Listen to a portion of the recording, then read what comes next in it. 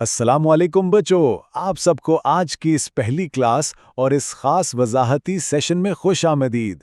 پچھلے 20 سالوں سے میں یہی مضامین پڑھا رہا ہوں اور یقین جانیں آج ہم جو موضوع شروع کرنے والے ہیں نا، اس کے بغیر ہم میں سے کسی بھی مسلمان کا دن مکمل نہیں ہو سکتا۔ تو چلیں وائٹ بورڈ کی طرف چلتے ہیں اور شروع کرتے ہیں۔ اچھا، تو آج کا ہمارا ایجنڈا بالکل سیدھا اور صاف ہے۔ ہم ان 5 چیزوں کو دیکھیں گے۔ فقہ کیا ہے، اس کا مشاورتی طریقہ کیا تھا، حدیث کے ساتھ اس کا جوڑ کیا ہے، اور پھر سب سے اہم، یہ ہماری عام زندگی میں پریکٹیکلی کیسے کام آتی ہے۔ اور ہاں، کلاس کے آخر میں ایک زبردست سا کوئز بھی ہے، تو ذرا سب نے جاگتے رہنا ہے۔ تو چلیں سب سے پہلے حصے کی طرف آتے ہیں، فقہ کا تعارف اور اس کی اہمیت۔ اب ذرا عقلی لحاظ سے سوچیں کہ ہم سب کے سب دین کے احکامات کو خود براہ راست نکالنے کی صلاحیت رکھتے ہیں؟ بالکل نہیں نا۔ سورہ توبہ کی یہ آیت ہمیں بتاتی ہے کہ ہر گروہ میں سے کچھ لوگوں کا دین کی گہری سمجھ یعنی تفقہ حاصل کرنا کتنا ضروری ہے۔ مثال کے طور پر، کیا معاشرے کا ہر بندہ سرجن بن سکتا ہے؟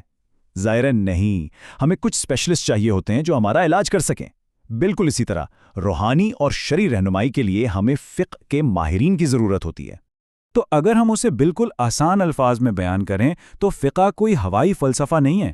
یہ دراصل قرآن اور سنت سے نکالے گئے وہ اصول ہیں جو ہماری پریکٹیکل لائف میں کام آتے ہیں، یعنی آپ کے صبح جاگنے سے لے کر رات سونے تک کا ایک مکمل روزمرہ کا روڈ میپ۔ چلیں اب ذرا تاریخ کے جھروکے سے اپنا دوسرا حصہ دیکھتے ہیں، مشاورتی طریقہ۔ ہمارے ہاں اکثر یہ سمجھا جاتا ہے کہ فقہ شاید کسی ایک اکیلے بندے کی ذاتی رائے تھی، لیکن حقیقت اس کے بالکل برعکس ہے۔ امام ابو حنیفہ رحمہ اللہ نے تاریخ کا پہلا اور سب سے شاندار تھنک ٹینک بنایا تھا۔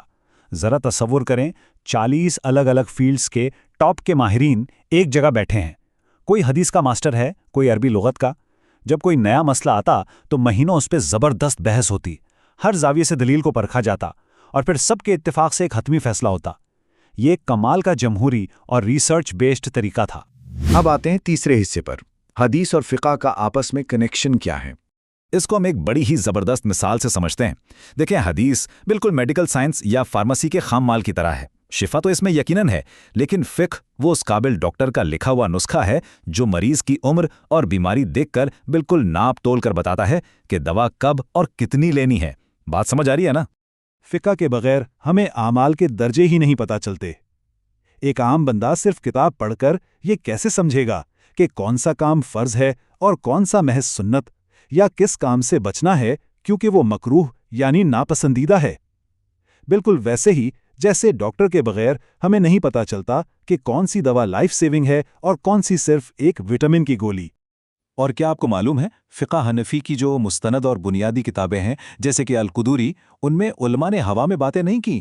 ہر ایک بنیادی مسئلے کو ثابت کرنے کے لیے کم از کم 3 احادیث یا صحابہ کے اقوال کو ساتھ جوڑا ہے، تاکہ یہ ثابت ہو کہ یہ مضبوط دلائل پر کھڑی ایک شاندار عمارت ہے۔ چوتھا حصہ، روزمرہ کے مسائل۔ اب ذرا پریکٹیکلی دیکھتے ہیں کہ یہ سارے اصول ہماری زندگی میں کیسے فٹ بیٹھتے ہیں۔ وائٹ بورڈ پر ان شرطوں کو دیکھیں۔ اگر نماز پڑھنی ہے تو فقہ کہتی ہے 7 شرطیں پوری کرنی ہوں گی۔ بدن پاک ہو، کپڑے پاک ہو، نماز کی جگہ پاک ہو، سطر ڈھکا ہو، قبلہ رخ ہو، وقت ہو اور نیت ہو۔ اگر ایک بھی مس ہو گئی، نماز نہیں ہوگی۔ یہ ہے وہ کلیئر کٹ فریم ورک جو فقہ ہمیں دیتی ہے۔ اب ذرا زکوٰۃ کو ہی دیکھ لیں۔ فقہ کہتی ہے کہ زکوٰۃ میں ملکیت کا ٹرانسفر ہونا ضروری ہے۔ اس کا بڑا ہی منطقی اصول یہ ہے کہ دینے والا اس سے اپنا کوئی پرسنل فائدہ نہ اٹھائے۔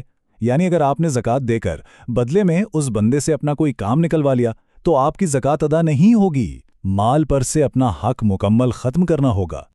اور ایسا نہیں کہ یہ صرف روزمرہ کے مسائل تک محدود ہے۔ حج جیسی پیچیدہ عبادات میں بھی فقہ ہمیں گائیڈ کرتی ہے۔ اگر ایک حاجی احرام کی حالت میں غلطی سے کوئی شکار کر لے تو اس کی کیا پینلٹی ہوگی؟ فقہ بتاتی ہے کہ بکری یا جانور کی قربانی دینی ہوگی تاکہ وہ نقصان پورا ہو سکے۔ یہ ایک مکمل نظام ہے۔ چلے جی، 5واں حصہ، اور جس کا مجھے بڑی بے صبری سے انتظار تھا، آج کی کلاس کا انٹریکٹیو کوئز۔ دیکھتے ہیں کس کس نے دھیان سے سنا ہے۔ پہلا سوال، جو ہماری سورس بک میں بھی ہے، ذرا پریکٹیکل سا ہے۔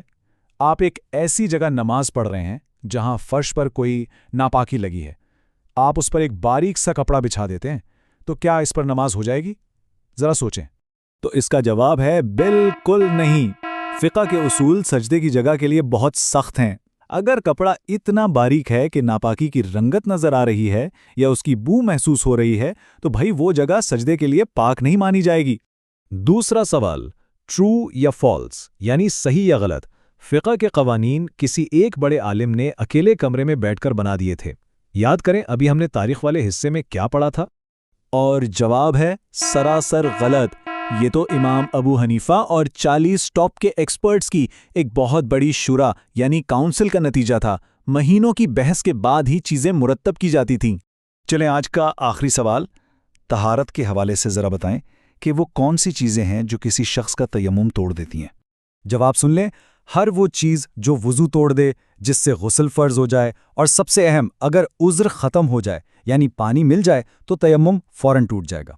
ज़बरदस्त। आप सबको आज की इस पहली क्लास को इतने अच्छे से और कामयाबी के साथ मुकम्मल करने पर बहुत बहुत मुबारक हो। तो आज हमने क्या सीखा? यही कि फ़िक़्ह सिर्फ पुरानी किताबों की कोई थ्योरी नहीं है।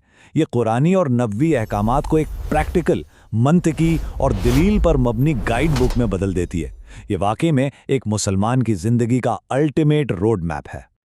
और अब जाते जाते आप सबके लिए एक बहुत छुपता हुआ सवाल छोड़े जा रहा हूं।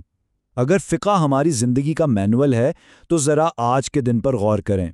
सुबह उठने से लेकर अब तक हमारे कितने अमाल वाकई इस मैनुअल के मुताबिक थे? इस पर ज़रा सोचिएगा ज़रूर, क्योंकि इल्म का असल फ़ायदा तो अमल में ही है। अगली क्लास में नए जोश के साथ तहारत के मसाइल के साथ मिलेंगे। अल्लाह हाफ़िज़।